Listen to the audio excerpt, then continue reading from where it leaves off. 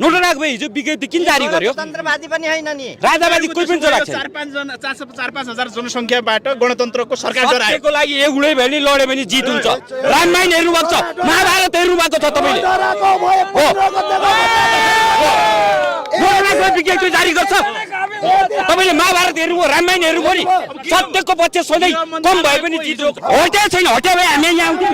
तपाईँ भन्नु हामी यहाँ आउँछौँ हामी सिङ्गल गोली थाप्न तयार छौँ राजाको लागि बुझ्नुभयो राजाले कसैले काहीँ निकालेकै छैन राजा यही हुनुहुन्छ चाह्यो भने आउन सक्नुहुन्छ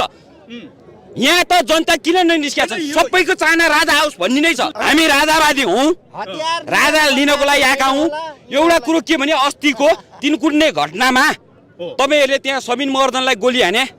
यो मिडियाहरूले सरकारलाई किन पेलेर देखाएन त्यो सीसी क्यामेरा फुटाको अब तपाईहरु हामीले चलाउन लाग्नुभयो अनि बस्नु परेन होइन होइन होइन यस्ता कुरा नगर्नुस् आफू बत्ने कुरा नगर्नुस् तपाईहरुले सरकारलाई नि पेल्नु पर्छ सही कुरामा पेल्नुस् र पेलेको देख्नु भएन त्यत्रा भिडियो दुई चार औडाले पेल्या छ सबैले पेल्या छैन मैले सबैलाई भन्न खोजेँ